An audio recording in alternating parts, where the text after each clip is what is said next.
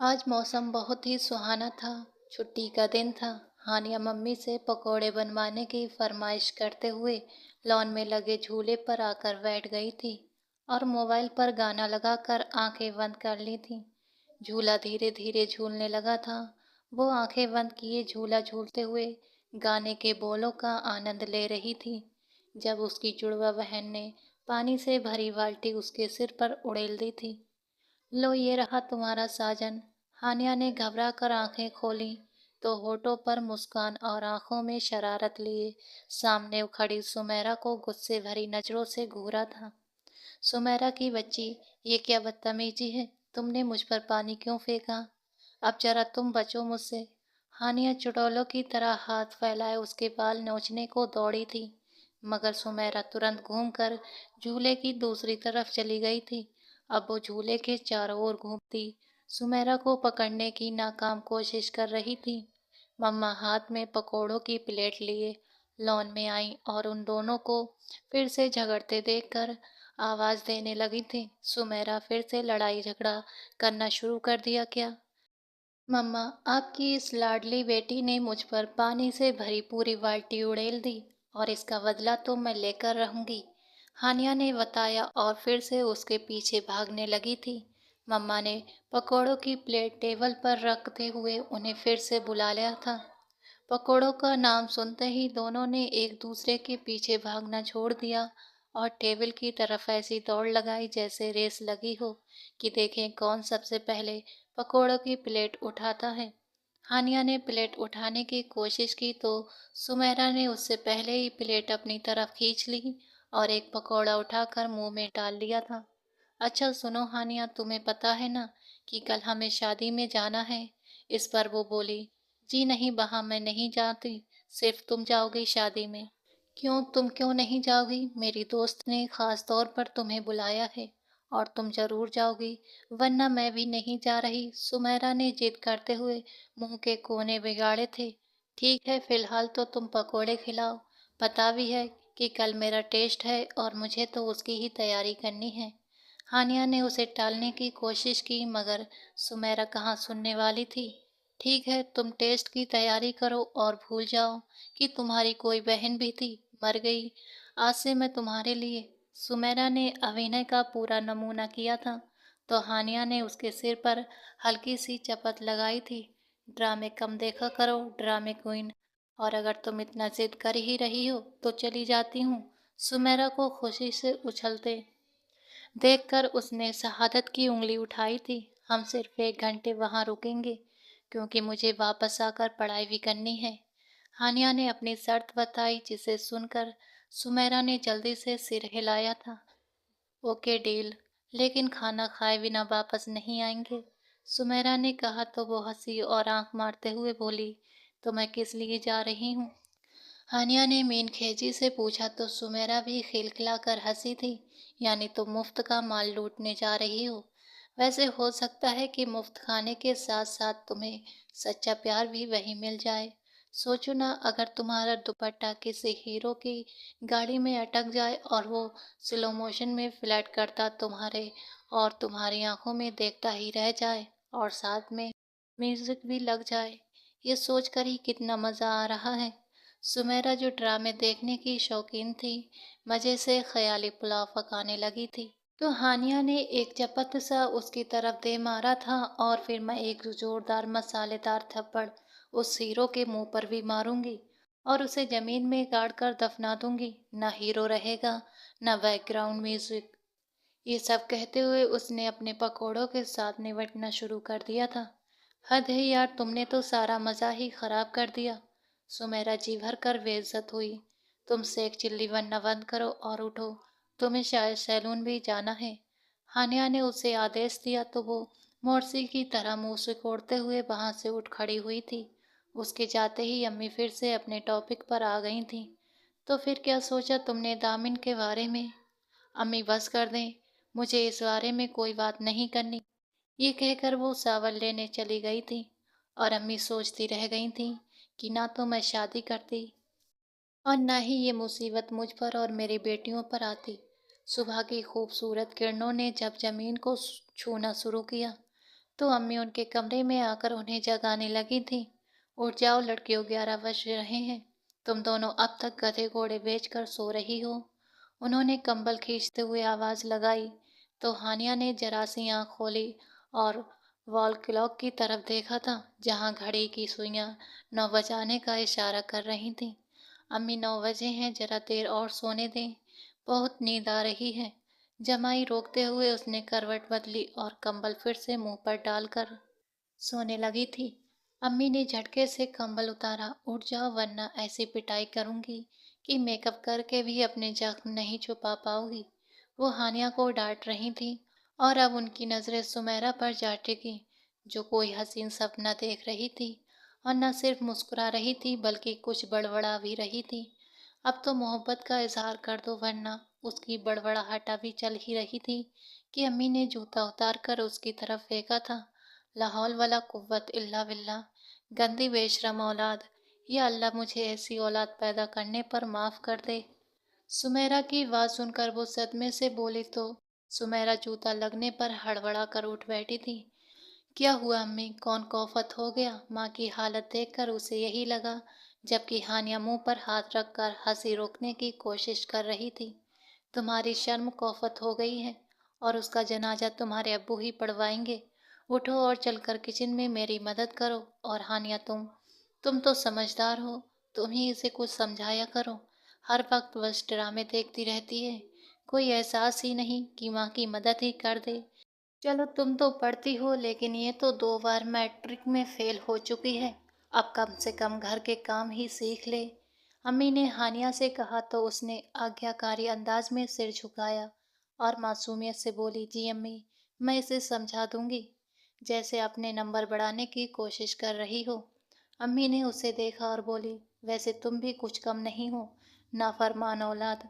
उनकी बात ने उनकी कोशिश पर पानी फेर दिया था और अम्मी बाहर निकल गई थी। सुमेरा का जोरदार ठहाका पूरे कमरे में गूंजा था। बहुत अच्छी इज्जत अफजाई हुई है। अब दफा हो जाओ यहाँ से वरना आज अब्बू ही तुम्हारी आखिरी रस्में पढ़ेंगे। उसे धमकी देते हुए हानिया बाथरूम की तरफ बढ़ी थी, मगर उससे पहले सुमेरा दौड़ कर गई और बाथरूम का दरवाजा अंदर से बंद कर लिया।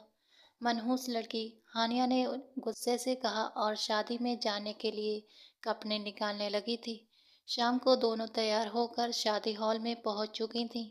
हानिया ने सफ़ेद फ्रॉक पहनी हुई थी, बाल खुले हुए थे जो कमर तक लहरा रहे थे। हल्के मेकअप और प्यारी मुस्कान के साथ जब वो हॉल में दाखिल हुई तो 2 गर्म निगाहों ने दूर से उसका पीछा किया था। वो जियागम शाह था, 28 साल का एक हैंडसम और असरदार शख्स, जिसके चेहरे से ही रौब झलकता था। वो काले कुर्ते पैजामे में मख- मलबूस साल ओढ़े अपने बालों में उंगलियां फेरते हुए हानिया को देखकर वही ठिठक गया था। वो मुस्कुराती हुई लड़की उसे बहुत ही हसीन लगी थी, जो बेध्यान होकर हाथ हिलाते हुए बातें कर रही थी। क्या हुआ मिस्टर सख्त मिजाज, किसे इतने ध्यान से देख रहे हो? उसके दोस्त ने उसके कंधे पर हाथ रखकर शरारत से पूछा।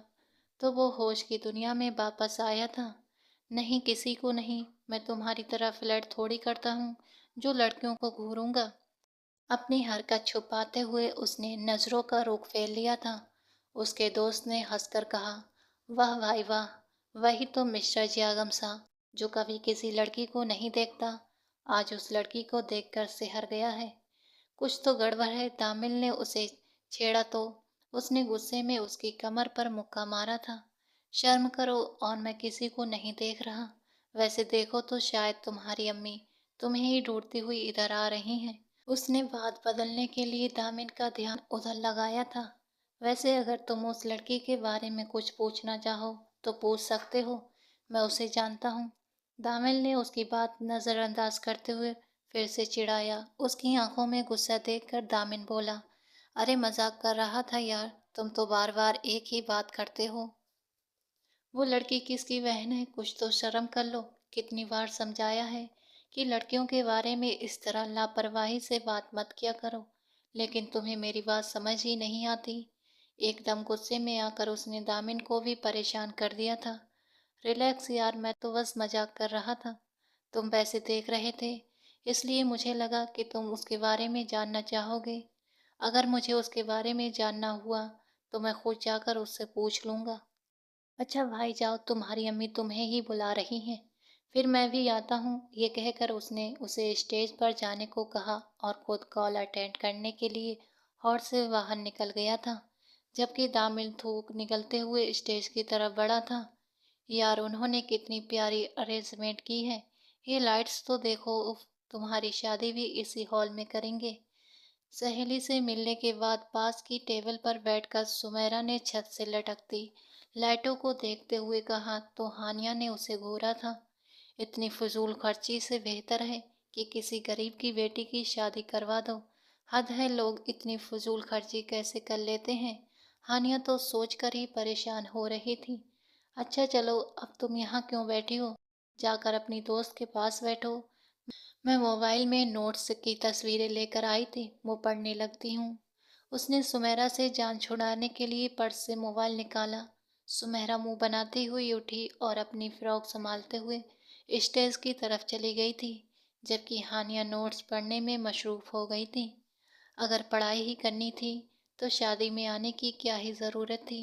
उसने मन ही मन सोचा। अभी उसे पढ़ते हुए 10 ही मिनट हुए थे कि पीछे से एक मर्दाना आवाज़ में किसी ने धीमे से कहा था। उसने अचानक पलट कर देखा तो एक शख्स मुस्कुराते हुए उसे ही देख रहा था। आप कौन? सिर के ऊपर खड़े उस शख्स को देखकर हानिया ने पूछा।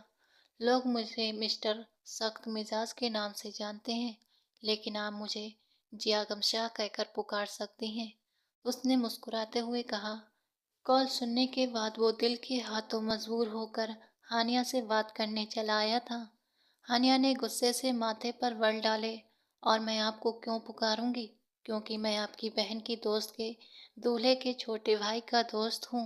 तो उस हिसाब से हम रिश्तेदार हुए और रिश्तेदारी में एक दूसरे को पुकारने की ज़रूरत तो पड़ती ही रहती है। उसने मज़े से हानिया के साथ एक नकली रिश्तेदारी बना डाली थी। हानिया आंखें बड़ी करके उसकी बात समझने की कोशिश कर रही थी। आप पागल तो नहीं हैं? और जाइए यहाँ से, वरना मैं आपकी शिकायत अपने भाइयों से कर दूंगी, उसने धमकी के लहजे में कहा। लेकिन जियागम शाह उसकी बातों पर ध्यान देने की बजाय उसके सामने बैठ गया था। अच्छा, वैसे कितने भाई हैं आपके? उस लड़की से बात करते हुए वो और भी ज्यादा शरारती हो गया था। 12, पूरे 12 भाई हैं मेरे, और सब बहुत ही गुस्से वाले हैं। इसलिए अगर आपने मुझे छेड़ने की कोशिश की तो मैं अपने भाइयों से शिकायत कर दूंगी। खुद से कहानी बनाते हुए हानिया ने उसे डराने की कोशिश की थी, मगर वो मुस्कुरा दिया। नाम क्या है भाइयों के? जियागम शाह ने मुस्कुराते हुए उसे मुश्किल में डाल दिया था। तो वो कुछ देर चुप रह गई थी। क्या हुआ मिस, आपको अपने भाइयों के नाम भी नहीं आते? चेहरे पर मुस्कान लिए वो उसकी बातों का मजा ले रहा था। हानिया ने अपने सूखे होठों पर जुबान फेरी। आते हैं ना, फिरोज, दानिश, तैमूर, शहरोज, सुलेमान, आमिर, उमर, अकमल। वो रुक गई तो जियागम शाह जोर से हंस पड़ा था। और सकलैन मुश्ताक भी यकीनन आपके भाई होंगे, उसने हानिया की मासूमियत पर जमकर उसका मजाक उड़ाया था। हाँ तो वो हैं मेरे भाई, आपको क्या तकलीफ है? और आप होते कौन है मुझसे तफ्तीश करने वाले? वो गुस्से में बोली। ऐसा करती हूँ कि मैं ही यहाँ से चली जाती हूँ। वो अपना पर्स उठाकर जाने लगी, मगर तेजी से उठने की वजह से उसके जूते की हील टूट गई थी। उफ, वो लड़खड़ा कर वहीं कुर्सी पर वापस बैठ गई। अच्छा रिलैक्स, मैं जियागम शाह हूँ। पिछले 3 साल से यूनिवर्सिटी प्रोफेसर हूँ और आप मुझे अच्छी लगती हैं, इसलिए सोचा आपसे बात कर लूँ।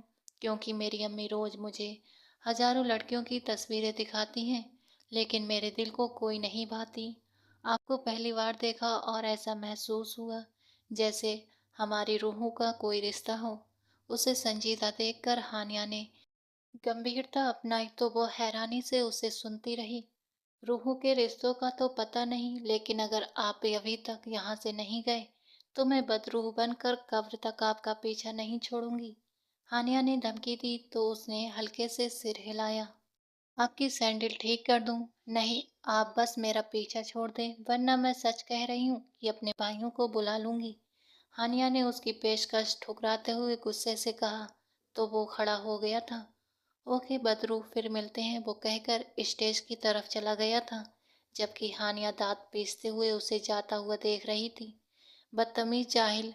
यार हानिया, आकर तस्वीर तो खिंचा लो, कब से तुम्हें स्टेज से इशारे कर रही हूँ, लेकिन तुम यहाँ से उठने का नाम ही नहीं ले रही। कुछ देर इशारे करने के बाद सुमेरा खुद उसके पास आई, तो हानिया ने उसे खा जाने वाली नजरों से देखा था। हाथ के साथ साथ आंखों का भी इस्तेमाल कर लेती तो मेरा इशारा भी तुम्हें नजर आ जाता। ये देखो, मेरा जूता टूट गया है, अब कैसे स्टेज पर जाऊं। और वैसे भी यार, बस करो, घर चलते हैं, बहुत तमाशा हो गया। एकदम से मन खराब होने पर वो हर चीज से ऊब गई, तो सुमेरा ने कमर पर हाथ रख कर कहा, किसी खुशफहमी में मत रहो, अभी तो रस्में शुरू हुई हैं और खाना भी नहीं खुला। उसे झटका लगा। अच्छा, एक मिनट, इधर बैठो, वो आदमी तुम्हें नजर आ रहा है। उसे पास बैठते ही हानिया ने जियागम शाह की तरफ इशारा किया, जो स्टेज पर खड़ा दूल्हे से बातें कर रहा था। हाँ, ये जियागम भाई हैं। अलीना ने अभी तारुफ करवाया था। ये उसके भाई के दोस्त हैं, लेकिन तुम क्यों पूछ रही हो? सुमेरा ने अनजाने में जानकारी देते हुए पूछा था। अभी कुछ देर पहले यहीं बैठकर मेरे साथ फ्री होने की कोशिश कर रहा था, लेकिन मैंने भी उसे अच्छी खासी सुना दी। अपना कारनामा बताते हुए उसने कॉलर झाड़ा था। क्या? क्या सुना दिया तुमने? और यार, इंसान थोड़ा तो लिहाज रखता है। सुमेरा ने उसे शर्म दिलाई थी। मैं क्यों लिहाज रखूं, और तुम जाओ, मैं यहाँ बैठी रहूंगी। उदासी से अपने टूटे जूते को देखते हुए उसने मेज पर कोहनियाँ टिका दी। यार चलो, मैं तुम्हें सहारा दे देती हूँ, स्टेज तक तो ही जाना है। बोर होती सुमेरा ने उसे जबरदस्ती उठाने की कोशिश की, मगर वो वहीं बैठी रही। नहीं, मेरा मन नहीं है, और मैं अब्बू को फोन करती हूँ कि हमें गाड़ी में लेने आ जाएं। अब इस टूटी सैंडल के साथ मैं रिक्शे में परेशान नहीं हो सकती। ये कहते हुए उसने फोन उठाया तो सुमेरा उसे उसके हाल पर छोड़कर दोबारा स्टेज की तरफ चली गई थी। शादी की रस्में और खाना खाने के बाद वो अब्बू का इंतजार करती हुई हॉल के बाहर सड़क पर खड़ी थी। अब अंधेरा पूरे आसमान पर छा चुका था। सारे मेहमान जा चुके थे, मगर अब्बू का कुछ भी पता नहीं था। मुझे लगता है अम्मी ने हमारी शिकायत अब्बू से कर दी है, और वो बहुत गुस्से में है, इसलिए लेने नहीं आए। सुमेरा ने अपनी अक्ल का इस्तेमाल करते हुए कहा, तो हानिया ने उसे घूरा था। दिमाग ठीक है? वो हमारे अब्बू हैं, इतनी सी बात पर हमें इग्नोर नहीं कर सकते, उसने कहा। तो सुमेरा तंजिया मुस्कुराई थी। इतनी सी बात पर वो हाथ उठा लेते हैं? हानिया, तुम पिछली बार भूल गई हो क्या? उसने पिछले हफ्ते का वाकया याद दिलवाया था। बस, हानिया ने उसे खा जाने वाली नजरों से देखा। चुप हो जाओ और आगे ऐसी बातें मत करना। वो हमारे बाबा हैं, और हमारी गलतियों पर ही हम पर सख्ती करने का हक रखते हैं। उसने अपनी मासूमियत छुपाने के लिए चेहरा मोड़ लिया था, तो सुमेरा हंसी। हाँ भाई, अब्बू हैं, वो हमारे यहाँ हमें मारने का पूरा हक रखते हैं। खैर चलो, कोई रिक्शा या टैक्सी पकड़ते हैं, वरना रात यहीं गुजारनी पड़ेगी। फिर दोनों फुटपाथ पर चलने लगी थी। यार, कोई टैक्सी नजर ही नहीं आ रही, और अब्बू भी फोन नहीं उठा रहे। कुछ देर चलने के बाद हानिया को सच में फिक्र हुई थी। तभी पीछे से गाड़ी की आवाज आई। पीछे मत मुड़ना, बस ध्यान से चलो। उन्हें सड़क पर टायर घिसने की आवाज सुनाई दी थी, तो सुमेरा ने तेज चलती हानिया को समझाया था, कहीं कोई चोर या डाकू ना हो। लेकिन डाकू गाड़ी में क्या होगा? हानिया ने कहा, और उसका हाथ मजबूती से पकड़कर कदम तेज किए थे। आजकल के डाकू बहुत ही एडवांस हो गए हैं। अब वो बाइक पर नहीं बल्कि गाड़ी पर आते हैं, ताकि उनका रौब बना रहे। हानिया ने उसे हसीन जानकारी दी थी, मगर उनके कदमों की रफ्तार गाड़ी की रफ्तार का मुकाबला नहीं कर सकी। तभी वो गाड़ी उनके पास आकर रुकी। शीशा नीचे कर कर जियागम शाह ने उन दोनों को देखा, जो दूसरी तरफ मुंह किए डरी सहमी सी खड़ी थी। देखो डाकू भाई, हमसे कुछ मत लेना, हम बहुत गरीब हैं, हमारे पास तो किराए के पैसे भी नहीं हैं, और हमारा सौतेला बाप हम पर बहुत जुल्म करता है। वो हमें पैसे नहीं देता, बल्कि हमें खुद पैसे कमाने पड़ते हैं। लेकिन भाई, आजकल महंगाई भी तो बहुत बढ़ गई है ना, तो हम दोनों जो भी कमाते हैं वो दो वक्त की रोटी में ही खर्च हो जाता है। देखो भाई, हमें जाने दो, हम सारी जिंदगी तुम्हारे लिए दुआ करेंगे। सुमेरा ने हाथ ऊपर किए, नर्म लहजे में उससे मिन्नत की, जबकि वो धीमी मुस्कान लिए उन दोनों को देख रहा था जो उसकी तरफ पीठ किए खड़ी थी। हाँ भाई, और ये कपड़े भी हमारे नहीं हैं, हमने किसी से मांग कर पहने हैं और ये ज्वेलरी भी किसी और की है, इसलिए हमें जाने दो। हानिया ने भी विनती की तो उसका जोरदार कह कहा हवा में गूंजा था। उसके यूं हंसने पर दोनों ने बेख्तियार पलट कर उसे देखा। तुम? हानिया को झटका लगा था। जी आगम शाह भाई, आप? सुमेरा का भी मुंह खुला रह गया था। मुझे लगा था कि सिर्फ आपका मानसिक संतुलन बिगड़ा हुआ है, मगर अब समझ आया कि ये तो आपका खानदानी मसला है। जी आगम शाह ने सीधा हानिया से मुखातिब होकर दोनों का मजाक उड़ाया था। तो ऐसी गाड़ी कौन चलाता है? आप तेज भी तो चला सकते थे, और वैसे भी अगर हमारी जगह आप होते तो आप भी डर जाते। आनिया ने उसे आईना दिखाया था, जबकि वो लगातार मुस्कुरा रहा था। अगर मैं तुम्हारी जगह होता तो जहर खाकर खुदकुशी कर लेता, ताकि धरती से बेवकूफ लोगों का बोझ थोड़ा सा कम हो जाए। बहुत आसानी से उसने हानिया की बेइज्जती की तो वो दांत पीस कर रह गई थी। आप मुझे बेवकूफ़ बोल रहे हैं? खुद अपनी कभी शक्ल देखी है आईने में? बेवकूफ़ों के सरदार लगते हैं। हानिया ने हिसाब बराबर किया तो जियागम शाह ने चेहरे पर झुकाते हुए अपनी हंसी दबाई थी। तो इस तरह मैं तुम्हारा सरदार हुआ, राइट? नजरें हानिया पर टिकाए उसने पूछा तो हानिया चुप हो गई थी। सॉरी भाई, हमें पता नहीं था कि आप हैं। आप प्लीज़ हमें घर तक छोड़ दें। असल में हमारे अब्बू हमें लेने नहीं आए और टैक्सी या रिक्शा भी नहीं मिल रहा। सुमेरा ने आगे बढ़कर बात संभालने की कोशिश की तो जियागम शाह गाड़ी से उतरा और मुस्कुराकर पिछला दरवाज़ा खोल दिया था। चलो ना हानिया, रात बहुत हो गई है। सुमेरा अंदर बैठने लगी, मगर फिर हानिया को वहीं जमे देख उसे जबरदस्ती उसे अपने साथ खींच लिया था। बैठ जाओ, मैं बंदे नहीं खाता। उसके लहजे पर जियागम शाह ने उसे तसल्ली दी थी तो वो न चाहते हुए भी गाड़ी में बैठ गई थी। वैसे आप क्या करती हैं? गाड़ी अपने सफ़र पर रवा थी जब जियागम शाह ने शीशे से हानिया को देखते हुए पूछा था। चोर इंसानों का दिमाग ठिकाने लगाती हूँ, वो जो सीने पर हाथ बांधे सीट से टिक कर बैठी थी। जल भुनकर बोली तो सुमेरा ने उसे कोहनी मारी थी। ये बीएससी में इंग्लिश कर रही है, सुमेरा ने मुस्कुराते हुए कहा। तो जियागम शाह ने दिलचस्पी से हानिया को देखा, जो खिड़की से बाहर के नज़ारे देख रही थी। फिर तो मुझे इनसे अंग्रेजी में बात करनी चाहिए। क्यों मिस हानिया? उसने दोबारा पुकारा, लेकिन मुझे लगता है कि हमें बात ही नहीं करनी चाहिए। हानिया का गुस्सा बरकरार था। सुमेरा शर्मिंदा सी जियागम शाह को देखती रही। उसकी सैंडल टूट गई है, इसलिए शायद गुस्से में है। मिस सुमेरा ने बेवजह सफाई दी तो जियागम शाह ने समझते हुए सिर हिला दिया था। आधे घंटे बाद वो घर पहुंच चुके थे। जियागम शाह तो उनकी गाड़ी से उतरते ही तुरंत चला गया था। क्या ज़रूरत थी इतनी बदतमीजी करने की? एक तो तुमने उसे लिफ्ट ली, ऊपर से तुम उसे नखरे दिखा रही थी। बेल बजाते ही सुमेरा ने उसके बाजू पर चुपटी दे मारी थी तो उसने जवाब में थप्पड़ चला दिया था। चुप रहो, पूरे 3 मिनट मुझसे छोटी हो, इसलिए उन लड़कों को नहीं जानती। समय बहुत खराब है, दुनिया देखी है मैंने। अपनी आदत के मुताबिक शेखियाँ दिखाते हुए हानिया ने बड़ापन जताया। सुमेरा हंसी।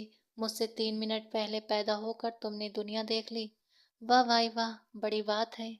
तभी दरवाज़ा खुला और अप्पू ने उनका स्वागत किया था। कहाँ रह गई थी तुम दोनों? समय देखा है? ये शरीफ लड़कियों के घर आने का वक्त है क्या? अब्बू ने देखते ही गुस्से से दहाड़ा था। तुम्हें कॉल करके बुलाया था पर तुम आए ही नहीं। हानिया ने उन्हें उनकी गलती का एहसास दिलाने की कोशिश की तो उनके माथे के सिकने बढ़ गई थी। मुझे दफ्तर में बहुत से काम होते हैं, मैं तुम लोगों की तरह फुर्सत में नहीं हूँ जो एक कॉल पर दौड़ कर आ जाऊँ। और जब तुम दोनों जा सकती हो तो वापसी पर क्या मसला था? ड्रामे करना बंद करो बस, अम्मी ने किचन से निकलते हुए कहा। बस कर दो दिलावर साहब, बच्चियां हैं। बच्चियों को यतीम समझकर कई सालों से पाल रहा हूँ और इन्हें कोई एहसास ही नहीं। काश मैंने शादी के वक्त इन्हें साथ लाने की इजाज़त न दी होती तो आज ये दोनों मेरे सिर पर सवार न होती। वो गुस्से से बोल रहे थे और सुमेरा की आंखों से आंसू चमकने लगे थे। हानिया ने उसका बाजू पकड़कर आंखों से उसे तसल्ली दी थी। पहली बात तो ये है कि ये मेरे मरहूम बाबा का घर है जिस पर आप कब्जा किए बैठे हैं।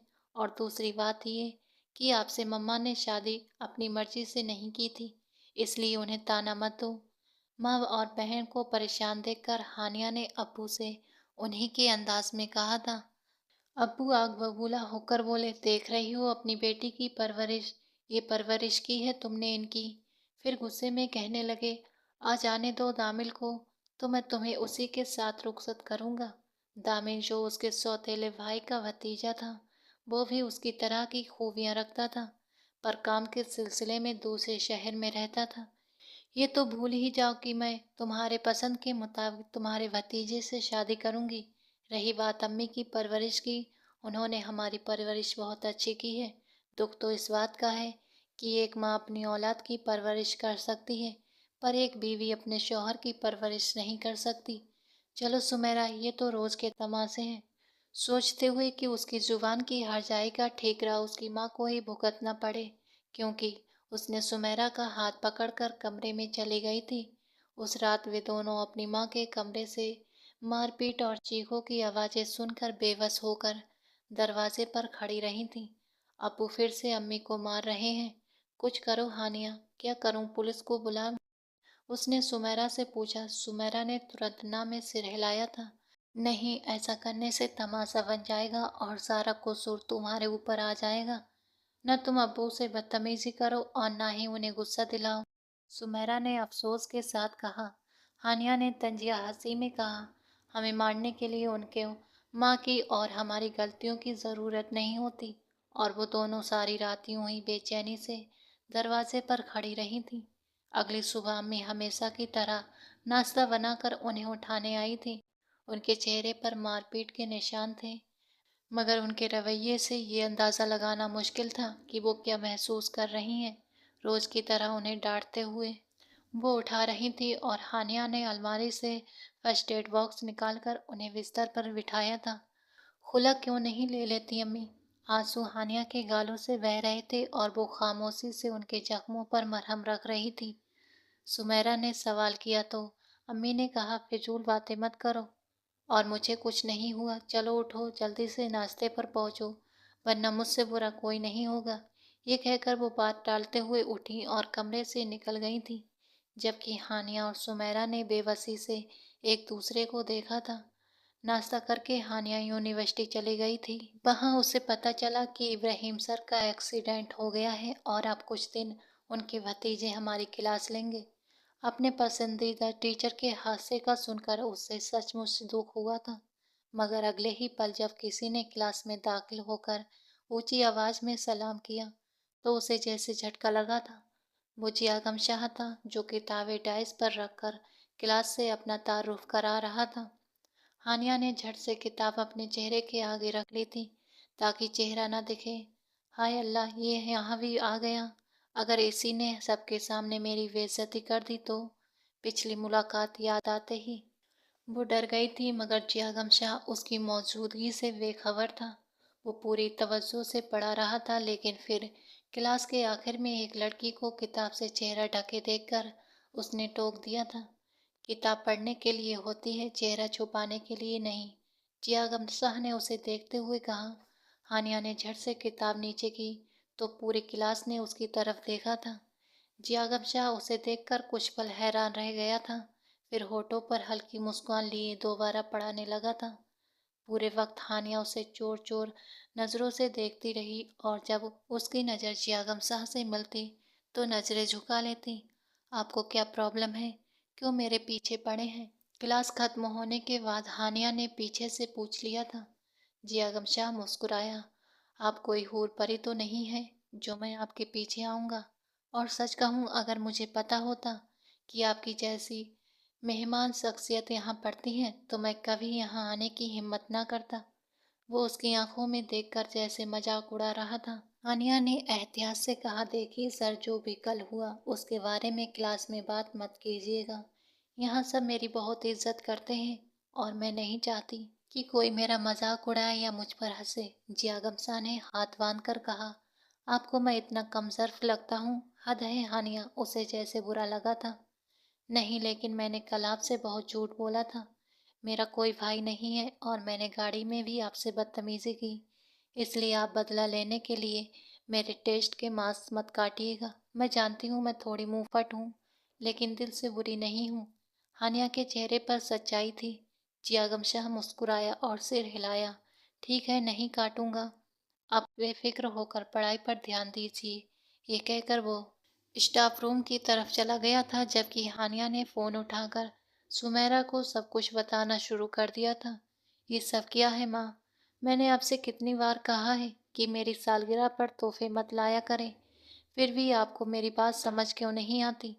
घर में दाखिल होते ही जियागम शाह की नज़र अपनी माँ पर पड़ी। अल्लाह, उन्होंने तोहफों का ढेर लगा रखा था। तुम एक माँ को अपने बच्चे की खुशियाँ मनाने से रोक नहीं सकते। माँ ने मुस्कुराते हुए कहा। माँ उसके पास आई और उसे प्यार से गले लगाना चाहा, तो जियागम साहब कुछ कदम पीछे हट गया था।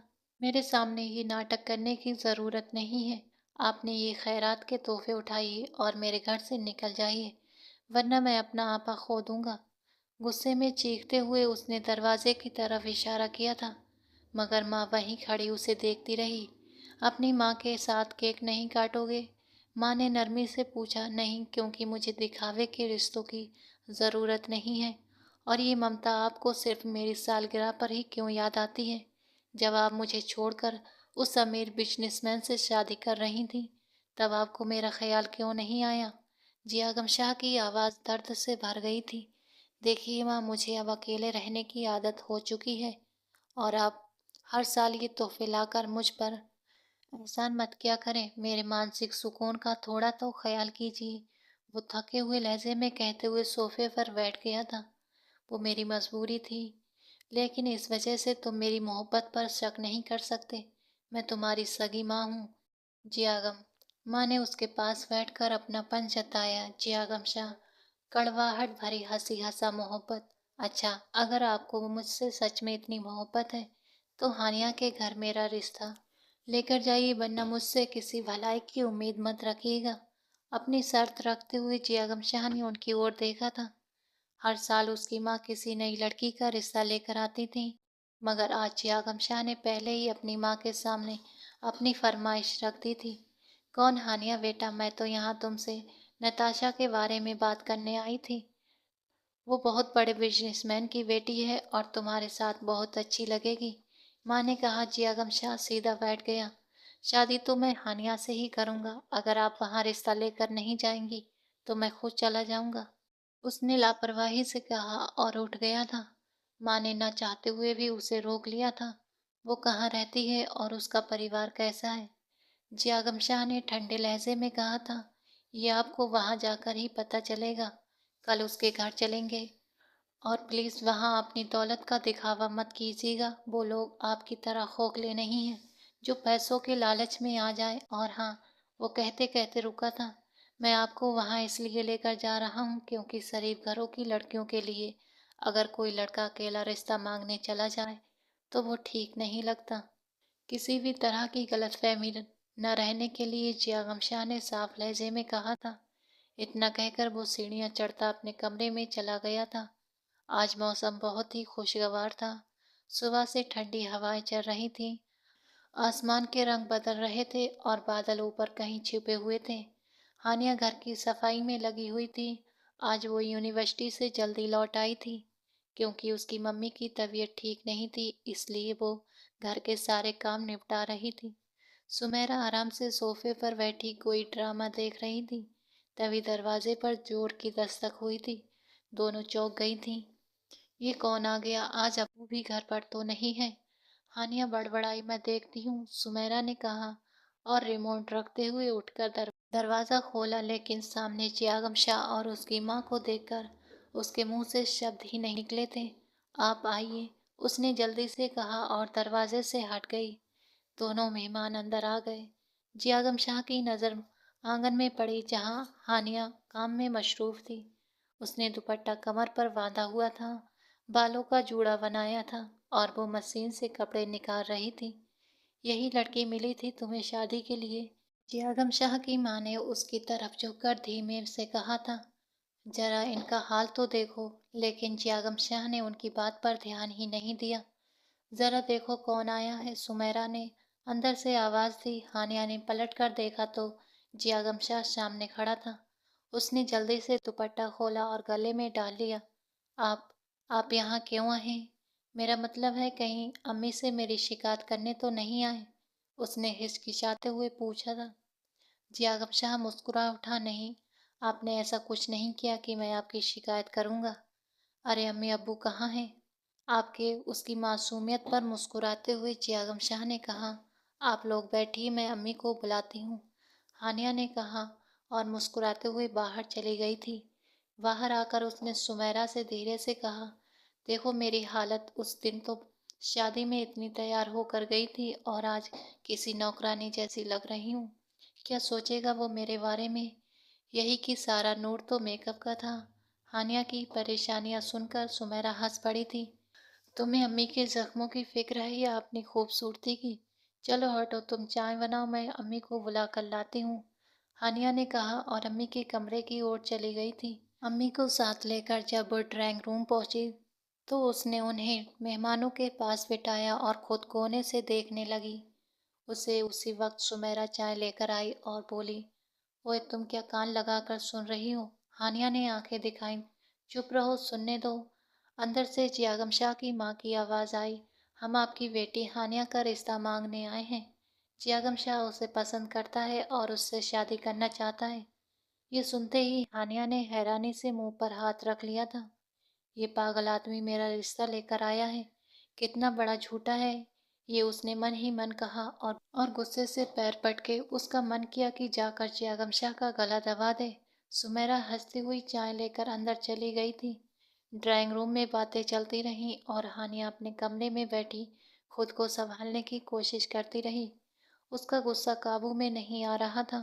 थोड़ी देर बाद सुमेरा के साथ जियागम शाह भी कमरे में आ गया तो वो चौंक गई थी। अम्मी ने कहा है कि आप दोनों अकेले में बातें कर लें ताकि शादी की तारीख तय की जा सके। सुमेरा मुस्कुराई और बिना कुछ कहे कमरे से निकल गई थी। हानिया को उस पर बहुत गुस्सा आया था। ऐसे मत देखो, जियागम शाह ने कहा, मैं तुम्हारी अम्मी की इजाज़त से आया हूँ। मैं बस इतना चाहता हूँ कि हम इत्मीनान से बैठकर बात कर लें ताकि तुम्हें बाद में अपने फैसले पर पछतावा ना हो। वो दरवाजे के पास रखी कुर्सी पर बैठ गया और मुस्कुराकर उसकी ओर देखने लगा था, जबकि हानिया अब भी गुस्से और झिझक के बीच खड़ी थी, जैसे उसे समझ ही ना आ रहा था कि ये सब क्या हो रहा है।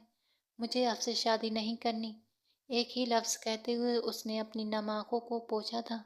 क्यों? क्या कमी है मुझ में? जियागम शाह को उसके इनकार की वजह समझ नहीं आई थी। कमी नहीं है आप में, तो हर चीज़ की जाती है। वो सच में रो देने को थी। अच्छा, मसलन? जियागम शाह ध्यान से उसकी ओर देखने लगा था। मसलन दौलत और खूबसूरती की, और मुझे नहीं लगता कि हमारा कोई मेल बैठता है, इसलिए आप मेरी जान छोड़ दीजिए। मैं फ़िलहाल अपनी पढ़ाई पूरी करके अपने पैरों पर खड़ा होना चाहती हूँ, अपनी माँ और बहन का सहारा बनना चाहती हूँ। आपने मेरी माँ की हालत नहीं देखी, मैं उनकी उम्मीदों का आखिरी सहारा हूँ। जियागम शाह, मैं इतनी जल्दी शादी करके इस घर से नहीं जाना चाहती। अपनी असली मुश्किल बताते हुए वो अपने आंसुओं पर काबू न रख सकी और बिस्तर पर बैठकर रो दी। तो हम मिलकर तुम्हारी माँ और बहन का सहारा बनेंगे। मेरे पास किसी चीज़ की कमी नहीं है हानिया, और मेरा सब कुछ तुम्हारा ही है, इसलिए आंसू बहाकर मुझे बेचैन मत करो। जियागम शाह ने नरमी से कहा तो वो हैरानी से उसे देखने लगी थी, जो कुछ ही दिनों से उसे अपना सा लगने लगा था। मैं अभी पढ़ रही हूँ, उसने शादी से इनकार का दूसरा बहाना ढूंढा तो जियागम शाह मुस्कुराया। तो शादी के बाद पढ़ लेना, मैं तुम्हें पढ़ाई से नहीं रोकूंगा। जियागम शाह ने उसकी मुश्किल आशा कर दी थी तो वो धुंधलाई आंखों से उसे देखने लगी थी। मैं बहुत कामचोर और सुस्त हूँ। अगला बहाना तैयार था। अब की बार जियागम शाह हंसे बिना न रह सका। मैं तुम्हारे हिस्से का काम भी कर दिया करूँगा, बस तुम्हारे जितना बोल नहीं सकता, बाकी सब काम कर सकता हूँ। उसने चुटकी बजाते हुए उसके बहाने को भी खत्म कर दिया था। मुझे सारी रात लाइट ऑन रख कर पढ़ने की आदत है, हानिया ने नई परेशानी बताई। रोशनी में भी सो सकता हूँ। डोंट वेरी, वो मुस्कुराया, और मैं बहुत बदतमीज़ हूँ, उसने खुद को शादी से रोकने की कोशिश की, मगर फिर भी वो मुस्कुराता रहा। जानता हूँ इन 3 दिनों में तुम्हारी बदतमीजी के सारे नमूने देख चुका हूँ। जियागम शाह ने सहजता से कहा तो हानिया के माथे पर बल पड़ गए थे। आपको शर्म नहीं आती? जिस लड़की के घर आप रिश्ता लेकर आए हैं उसी को बदतमीज कह रहे हैं। वो गुस्से से बोली, तौबा झूठी, तुमने खुद कहा था कि तुम बदतमीज हो। मैंने तो बस तुम्हारी बात पर मोहर लगाई है। जियागम शाह ने कानों को हाथ लगाते हुए कहा, ये लड़की वाकई बहुत झगड़ालू थी। चुप हो जाओ, अगर मुझसे शादी करनी है तो तुम्हें मेरी एक शर्त माननी पड़ेगी। हानिया ने कहा, कैसी शर्त?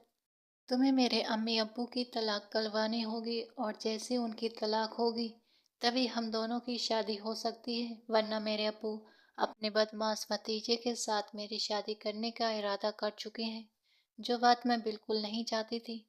उसने बहुत आसानी से कह दी। बाहर से लौटते अब्बू, जो शायद अभी अभी घर आए थे, हानिया की आवाज़ सुनकर वहीं रुक गए। तुम ये कैसी बातें कर रही हो? मैं तुम्हारे मम्मी पापा की तलाक कैसे करवाऊंगा? ये कैसे बेवकूफ़ी भरी शर्त है? जियागम शाह कुर्सी से उठते हुए हैरान होकर बोला था। हानिया ने तुरंत जवाब दिया, ये बेवकूफ़ी नहीं, समझदारी की बात है। मेरा सौतेला बाप मेरी माँ पर बहुत जुल्म करता है और आप उनकी तलाक नहीं करवा सकते। अब तो वही सब मेरे साथ करना चाहता है। अम्मी लोगों की बातों की वजह से कभी खुद तलाक नहीं लेंगी और अब्बू को तो यहाँ फ्री में घर और नौकर मिले हुए हैं, इसलिए वो कभी तलाक नहीं देंगे। लेकिन आप तो बड़े आदमी हैं, अगर आप किसी तरह उनकी तलाक करवा दें तो अम्मी की ज़िंदगी में सुकून आ जाएगा और मेरी भी उस दामन से जान छूट जाएगी, वरना जब तक अब्बू हैं मेरी शादी आपसे नहीं हो सकती। हानिया ने सारा हल समझाया तो जियागम शाह कुछ बोल पाता उससे पहले अब्बू गुस्से से कमरे में आ गए थे। क्या बकवास कर रही हो, और ये लड़का कौन है? मैं जियागम शाह हूँ और हानिया से शादी की बात करने अपनी माँ के साथ आया हूँ। जियागम शाह ने शांत अंदाज में जवाब दिया, अच्छा तो मेरी गैर हाजिरी में ये सब हो रहा है और मैं तुम्हारी माँ पर जुल्म करता हूँ। अब्बू ने गुस्से में हानिया के बाल पकड़कर उसे एक जोरदार थप्पड़ मारा था। जियागम शाह हैरान रह गया था। उसने कभी सोचा भी नहीं था कि कोई बाप अपनी बेटी पर हाथ उठा सकता है। हानिया ने आंसुओं से भरी आंखों से कहा, ये झूठ नहीं, सच है। आप सिर्फ मम्मी को नहीं बल्कि मुझे मारते हैं और अपने भतीजे से मेरी जबरदस्ती शादी कराना चाहते हैं। अबू चिल्लाए, तुम जैसी बदतमीज और नालायक औलाद को ठीक करने के लिए हाथ उठाना पड़ता है। और उन्होंने एक और थप्पड़ मार दिया था।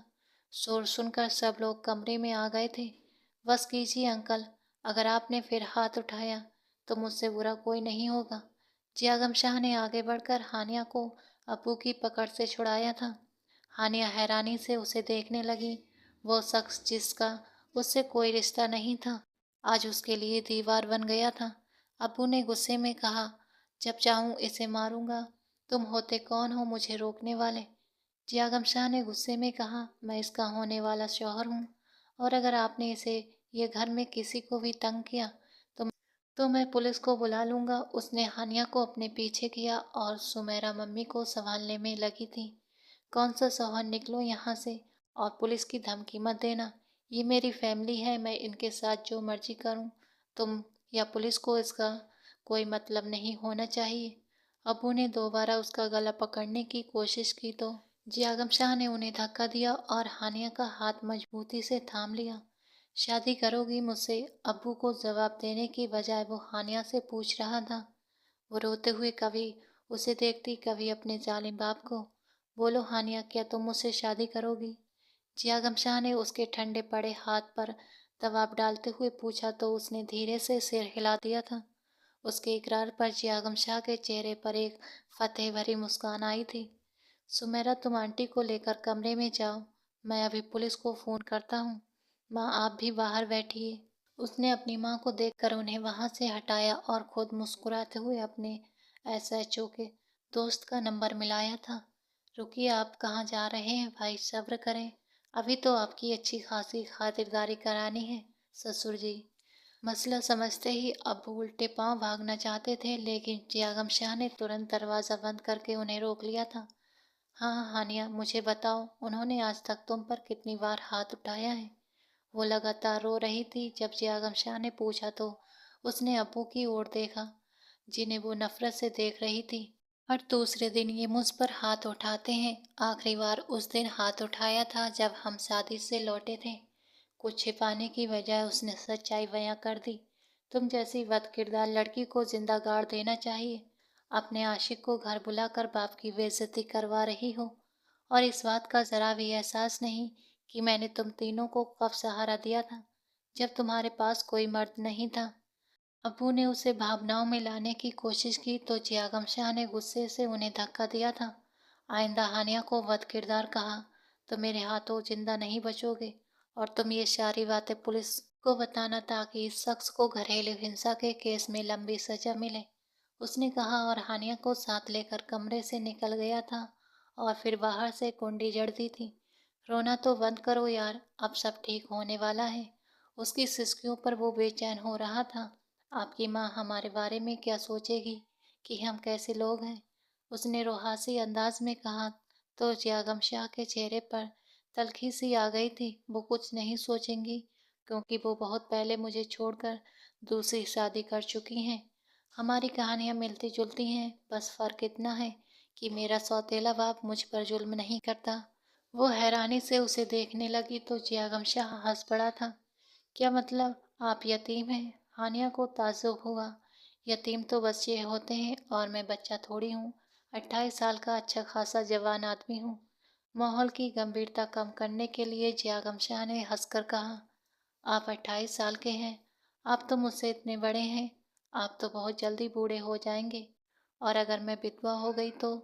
उसे नई चिंता सताने लगी तो जियागम शाह ने उसका मुंह अपने हाथ से ढक लिया था। शर्म नहीं आती? अभी शादी भी नहीं हुई और तुम विधवा होने की प्लानिंग कर रही हो। हाँ, तो अगर आप मर गए तो मैं विधवा हो जाऊंगी ना। आप मुझसे पूरे 9 साल बड़े हैं। अब उसकी आंखों में आंसुओं की चमक पूरी तरह से मिट चुकी थी। जियागम शाह मुस्कुराया। हो सकता है कि तुम ही पहले मर जाओ और मैं विधुर हो जाऊं, उसने कहा तो वो बेख्तियार हंस पड़ी। लड़के विधवा नहीं होते पागल इंसान, ये कहकर वो वहां से भाग गई थी। जबकि जियागम शाह काफी देर तक वहीं खड़ा मुस्कुराता रहा। उस दिन पुलिस अब्बू को गिरफ्तार करके ले गई थी और अम्मी की तबीयत खराब होने की वजह से जियागम शाह ने अगले हफ्ते शादी की तारीख रखी, ताकि तैयारियां भी हो जाएं और हानिया की अम्मी की हालत भी कुछ संभल जाए। पूरा हफ्ता हानिया अपनी माँ के पास रही, ताकि ज़्यादा से ज़्यादा वक्त उनके साथ बिता सके। अम्मी हर चीज़ का इल्ज़ाम उसी पर डाल रही थी, मगर वो चुपचाप सुनती रही थी। उसे पता था कि जुल्म की डोर जितनी जल्दी काट दी जाए उतना ही बेहतर होता है। और जहाँ तक बात रही मर्द के सहारे की, अगर औरत हिम्मत दिखाए तो वो मर्द के बिना भी एक बेहतरीन जिंदगी गुजार सकती है। हफ्ता बीत गया और उसकी शादी का दिन भी आ गया था। हानिया के चेहरे पर हल्का सा मेकअप था, बाल खोले हुए थे जो कमर तक लटक रहे थे। दुपट्टा सर पर टिकाए वो आईने में खुद को देखकर मुस्कुरा रही थी। अरे वाह बहन, तुम तो बहुत ही हसीन लग रही हो। लगता है जियागम भाई को बेहोश करने का इरादा है। सुमेरा ने कमरे में आते ही उसकी तारीफ की। उसने सुमेरा की कमर में घूंसा मारा, चुप करो, और ये दुपट्टा ठीक से सेट नहीं हो रहा, जरा देखो तो कैसे होगा। दुपट्टा बार बार सिर से फिसल रहा था तो उसने सुमेरा से मदद मांगी थी, जो उसकी मदद करने लगी। मैं तुम्हें बहुत मिस करूंगी। तुम्हारे बिना ये घर बिल्कुल सूना हो जाएगा, सुमेरा ने उसकी तैयारी पूरी करते हुए उदासी से कहा। तो हानिया ने उसे गले से लगा लिया था। अम्मी का ख्याल रखना, और हम कुछ दिनों बाद तुम दोनों को भी यहाँ से ले जाएंगे। मैंने जियागम से कहा था कि अम्मी और तुम भी मेरे साथ रहोगे और वो मान गए हैं, इसलिए बस कुछ दिन तुम्हें मेरे बिना गुजारने हो गए। उसका चेहरा दोनों हाथों में थाम कर हानिया ने मोहब्बत से कहा। तो सुमेरा ने सिर हिला दिया था। काश जियागम भाई घर दामाद बन जाते। तुम्हारे शौहर को घर दामाद बना लेंगे, ठीक है। वैसे ये तुमने इतनी हल्की लिपस्टिक क्यों लगाई है? दोनों अब आपस में बातें करने लगी थी। घर में मेहमान इकट्ठे हो चुके थे। अम्मी ने सबका इंतजाम ड्राइंग रूम में किया, क्योंकि निकाह सादगी से तय हुआ था। दिन ढल कर शाम हो गई, लेकिन जियागम शाह का कोई पता नहीं था। हानिया ने कई बार उसे फ़ोन करने की कोशिश की, मगर हर बार नंबर बंद मिला। ये जियागम भाई कहाँ रह गए? मुझे उनसे इतनी लापरवाही की उम्मीद नहीं थी। सुमेरा ने परेशान होकर कहा, जबकि हानिया अपने दिल को जियागम शाह की वफा पर यकीन दिलाने की कोशिश करती गुमसुम सी बैठी थी। कहीं वो तुम्हें धोखा देकर भाग तो नहीं गए, लेकिन वो ऐसे लगते तो नहीं हैं। ऐसा मत बोलो, वो मुझे धोखा नहीं दे सकते। अम्मी कहाँ हैं? उनसे कहो कोई जियागम की माँ को फ़ोन करे और पता करे। हानिया ने कहा तो सुमेरा बोली, वो पहले ही आंटी को फ़ोन कर चुकी हैं, लेकिन वो भी कॉल नहीं उठा रही।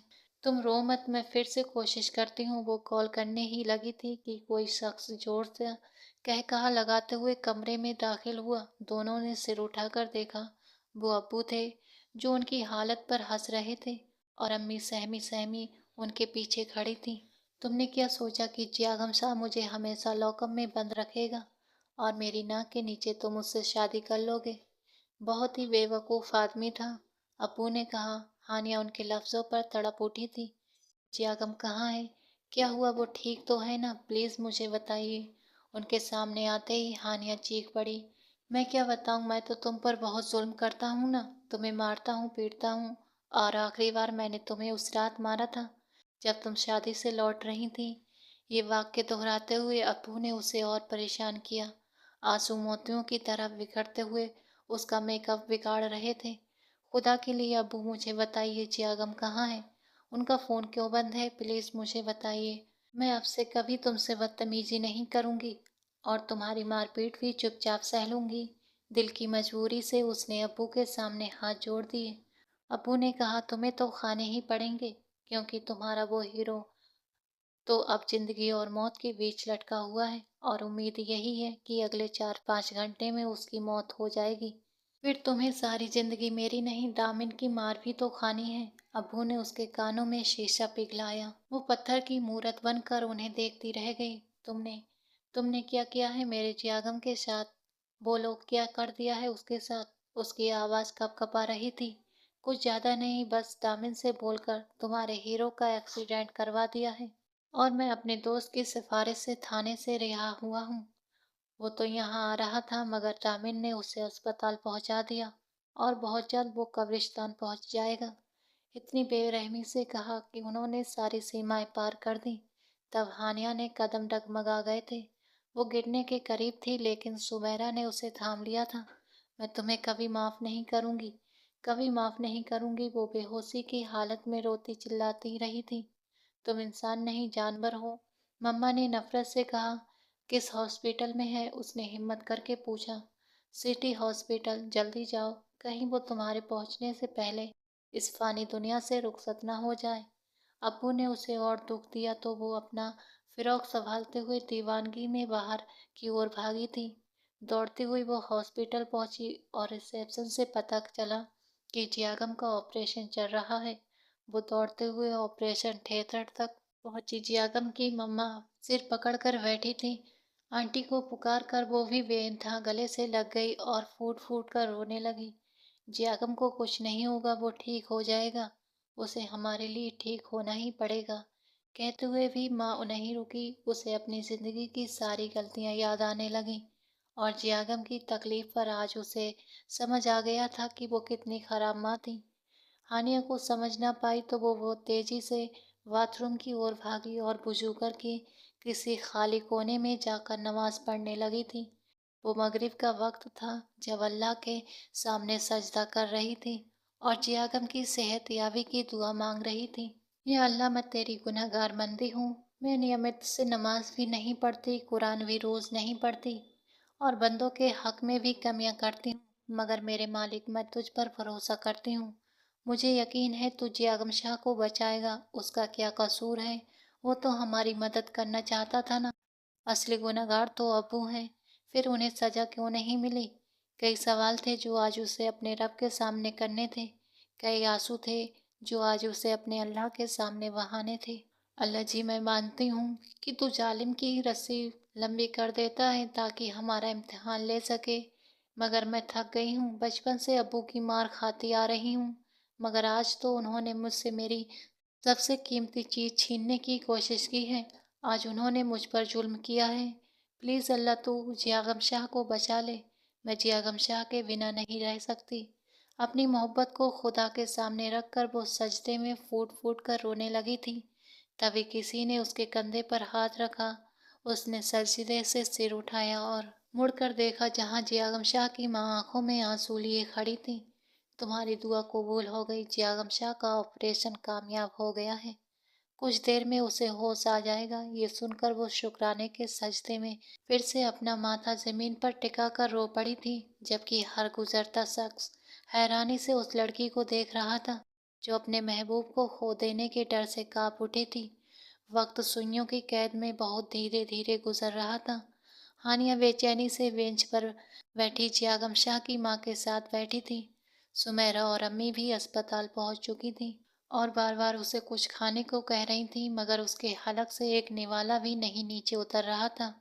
कुछ देर बाद एक शख्स ने आकर बताया कि जियागम शाह को होश आ गया है और किसी एक ही इंसान को मिलने की इजाज़त दी गई है। सर्जन की तरफ आभार भरी नज़रों से देखते हुए हानिया ने जियागम शाह की माँ की ओर देखा। माँ ने मुस्कुराकर उसके कंधे पर हाथ रखा। वो मुझे देखना भी नहीं चाहेगा। तुम जाओ, इस दुनिया में तुम ही वो इंसान हो जिससे वो बेइंतहा मोहब्बत करता है। उनके लहजे में पछतावा और दर्द था। हानिया बेख्याल उठी और कमरे में चली गई, जहाँ जियागम शाह पट्टियों में जकड़ा हुआ लेटा था। हानिया की आंखों से आंसू बह निकले। ये आपने अपनी क्या हालत बना ली। उसके पास आकर उसने दर्द से कहा। जियागम शाह ने धीरे से अपनी आंखें खोली। हानिया को शादी के जोड़े में देखकर जियागम शाह का बस उसका नाम ही ले सका था। आई एम सॉरी, ये सब दामिल ने अब्बू के कहने पर किया है, मुझे माफ़ कर दीजिए। जियागम शाह, मेरी वजह से आप इतनी तकलीफ में हैं। वो गुनहगारों की तरह उसके सामने खड़ी माफ़ी मांग रही थी। तुम्हारे अब्बू? जियागम शाह ने टूटी आवाज़ में पूछा तो वो शर्म से सिर झुका गई। वो थाने से भी छूट गए हैं और उन्होंने ही दामिल को बोलकर आपका एक्सीडेंट करवाया ताकि आपसे मेरी शादी ना हो सके। ये कहते हुए उसके आंसू नर्म धार की तरह बहने लगे थे। आपके बिना नहीं रह सकती जियागम शाह। वो अपनी मोहब्बत का इजहार कर रही थी। जियागम शाह ने अपनी हाथ को हिलाने की कोशिश की और उसका हाथ थाम लिया। मोहब्बत हो गई है मुझे आपसे। जियागम शाह ने दर्द के बावजूद मुस्कुराते हुए कहा। आई लव यू, ये 4 शब्द कहकर उसने हानिया के हाथ पर अपनी मुट्ठी कस ली थी। जियागम शाह उसके करीब बैठते हुए हानिया ने पुकारा। वो उसे सुनना चाहता था। आप ठीक हो जाइए ना। वो बच्चों की तरह मासूमियत से पूछ रही थी। मैं तो तुमसे ही निकाह करना चाहता हूँ। अभी आ जाओ, माँ से कहो कि निकाह पढ़ाने वाले को बुलाए। एक बार तुम मेरी बीवी बन जाओ, फिर देखना मैं तुम सबको यहाँ से बहुत दूर ले जाऊंगा। उसने अपने मन में योजना बनाते हुए कहा तो हानिया मुस्कुरा दी थी और फिर अस्पताल के उस कमरे में जियागम शाह और हानिया का निकाह पढ़ाया गया। वे दोनों दर्द की इंतहा तक पहुंचकर एक दूसरे के नसीब में लिखे जा चुके थे। बिस्तर पर घायल लेटा जियागम शाह अपनी बीवी को देखकर मुस्कुरा रहा था और हानिया उसे उस हालत में देखकर लगातार आंसू बहा रही थी। निकाह के बाद माँ ने जियागम शाह से माफ़ी मांगी तो उन्होंने उन्हें माफ़ करके अपने दिल का बोझ हल्का कर लिया। मेरी बहन बहुत अनमोल है, सुमेरा ने कहा। सिर्फ उसकी नहीं, मैं आप सबका भी बहुत ख्याल रखूंगा। जैसे ही मैं ठीक हो जाऊंगा हम सब यूके चलेंगे और मैं अपने दोस्त से कहकर आप सबका वीज़ा लगवा लूंगा। बस आपको कुछ दिन मेरे साथ मेरे घर में ही रहना होगा। वो गार्ड्स हैं जो आपको महफूज रखेंगे। जियागम शाह ने सबको ये फैसला सुनाकर हैरान कर दिया था, लेकिन मेरी यूनिवर्सिटी। हानिया को फिक्र हुई। यूके में बहुत अच्छी यूनिवर्सिटियां हैं हानिया, और मेरा मानना है कि जब कोई जुल्म अपनी हद पार कर दे तो वहाँ से चले जाना ही बेहतर है। जानबूझकर खुद को तकलीफ देने से बेहतर है कि इंसान अपनी जगह बदल ले। जियागम शाह ने उसे समझाया। बाकी सब ने भी उसके फैसले का सम्मान किया। आज बहुत हसीन सुबह उगी थी। वे दोनों अपने कमरे की टेरेस पर खड़े होकर सड़क पर बिखरी बर्फ देख रहे थे। उन्हें यूके आए 1 हफ्ता हो चुका था और लगातार मशरूफ रहने के बाद आज उन्हें साथ वक्त बिताने का मौका मिला था। जियागम शाह कभी बाहर के नज़ारे देखता तो कभी हानिया के चमकते चेहरे पर नजर डालता। ऐसे मत देखिए, मुझे नजर लग जाएगी। जब वो उसकी नजरों की गर्मी झेल न सकी तो शर्मा कर बोली। जियागम शाह धीमे से मुस्कुराया। मेरी नजर नहीं लगेगी। हाँ, मोहब्बत करने वालों की भी नजर लग जाती है। आपको नहीं पता। उसने कॉफ़ी का कप जियागम शाह से लेकर मेज़ पर रखा और प्यार से उसका हाथ थामकर उसके सामने बैठ गई।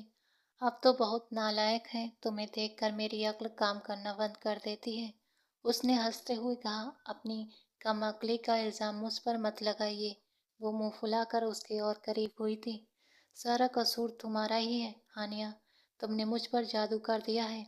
उसका हाथ नरमी से पकड़ते हुए उसने उसे अपने करीब किया और मोहब्बत भरे लहजे में बोला, जबकि हानिया हैरानी से उसके बदलते रंग देख रही थी। बताओ हानिया, तुम्हारे आने से पहले मेरी जिंदगी बहुत अधूरी और खाली थी। मैं बाहर से एक मुकम्मल इंसान दिखता था, मगर अंदर से टूटा हुआ था। और तुमने मेरे उस अधूरेपन को समेटकर मुझे पूरा कर दिया है। ये कहते हुए उसने अपनी जेब से एक खूबसूरत अंगूठी निकाली और उसकी उंगली में पहनाते हुए प्यार से कहा, हानिया खुद को दुनिया की सबसे खूबकिस्मत लड़की समझ रही थी। मैं भी असली खुशी से अनजान थी और आपने मुझे बताया कि असली खुशी क्या होती है।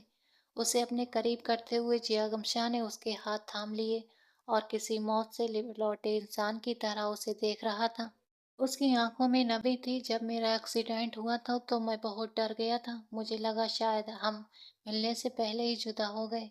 बहुत तकलीफ में था, लेकिन जैसे ही मुझे होश आया और तुम्हें देखा तो लगा कि अल्लाह ने मुझे दूसरी ज़िंदगी बख्श दी है, और ये मैं दूसरी ज़िंदगी सिर्फ तुम्हारे साथ मोहब्बत करने के लिए जीऊँगा। वो सही कहता था कि हानिया ने उस पर जादू कर दिया है। जियागम शाह उसका नाम पुकारते हुए हानिया ने उसका चेहरा अपने हाथों में थाम लिया था। मोहब्बत में अगर आजमाइश न हो तो हर दूसरा इंसान मोहब्बत करने का दावा करने लगे। इस जज्बे में इम्तिहान इसलिए होता है ताकि हम अपने दिल को परख सकें कि क्या ये वाकई मोहब्बत है या सिर्फ एक वक्ती पसंद। और तुम्हारे एक्सीडेंट ने हमारी मोहब्बत को आजमाया है, इसलिए इस हाथ को हमेशा थामे रखना, क्योंकि अब हमें मौत के सिवा कोई जुदा नहीं कर सकता। उसने भर्राई आवाज में कहा। जियागम शाह के आंसू पोंछते हुए हानिया ने उसे अपने सीने से लगा लिया था और दोनों एक दूसरे पर अपनी मोहब्बत निछावर करने लगे थे। मोहब्बत की इस अजीब दास्तान में जियागम शाह को पहली नज़र में मोहब्बत नहीं हुई थी, मगर वो पसंद जरूर आई थी, जो हर गुजरते पल के साथ गहरी होती गई और मोहब्बत का रूप ले गई। वे दोनों एक हादसे के बाद मिले थे और दोनों ने मोहब्बत के उस मुकाम को छुआ था जहाँ लोग इश्क की कहानियाँ सुनाया करते हैं। हाँ, जियागम शाह और हानिया वाकई उस काबिल थे कि आने वाली नस्लें उन्हें याद रखें, क्योंकि मोहब्बत में आजमाइश जरूर होती है। उसके बिना मोहब्बत की सच्चाई का पता ही नहीं चलता। तो प्यारे दर्शकों, आपको हमारी आज की कहानी कैसी लगी? कमेंट सेक्शन में अपनी राय ज़रूर बताइएगा।